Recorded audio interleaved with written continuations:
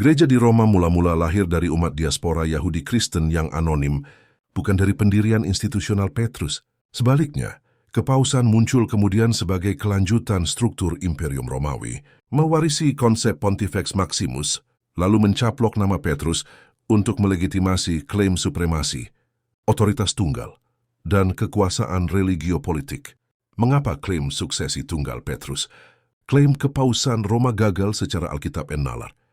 1. Kristus memberi otoritas langsung, bukan melalui Petrus. Diamond's 12 Rasul dipanggil langsung oleh Yesus. Vers 3:13-19, bukan ditahbiskan Petrus. Diamonds jika suksesi wajib lewat Petrus, mayoritas Rasul otomatis tidak sah. Absurd. Diamonds Paulus dipanggil langsung oleh Kristus. Gal 1:1. Bahkan menegur Petrus. Gal 2:11. Diamonds jika Petrus sumber tunggal, Paulus adalah Rasul palsu, bertentangan dengan Alkitab. Diamond 70 murid diutus dan berkuasa langsung oleh Yesus. Luke 10:1-17. Tanpa perantara Petrus, Diamonds Barnabas disebut Rasul. Kisah 4-14 tanpa disebutkan ditahbiskan oleh Petrus. Pelayanan dan pertumbuhan gereja mula-mula mengalir melalui banyak saluran. Stefanus bukan Rasul, berkhotbah dengan kuasa dan menjadi martir pertama. Kisah 7.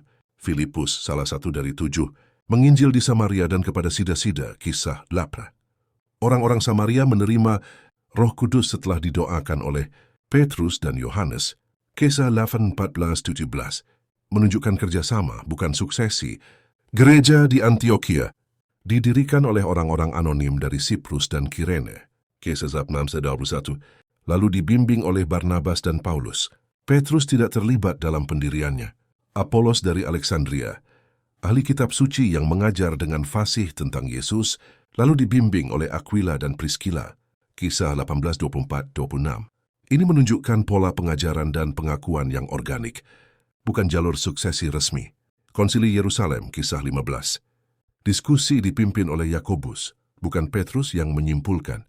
Keputusan final berasal dari Roh Kudus dan kami, para rasul dan penatua. Kisah 15:28. Petrus memberikan kesaksian, tetapi bukan sebagai pemutus tunggal. Petros, batu kecil versus Petra, batu karang besar. Yesus membedakan istilahnya.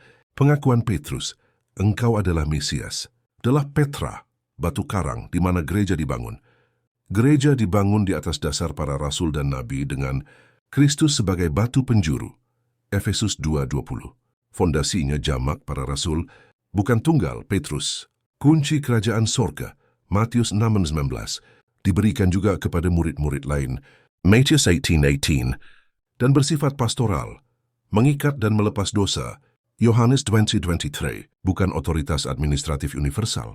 Dalam Alkitab, otoritas gereja bersumber dari Kristus dan didistribusikan secara jamak, bukan dimonopoli satu figur atau satu garis administratif kepausan. Petrus tidak pernah mengklaim tahta, suksesi tunggal atau otoritas monarkis.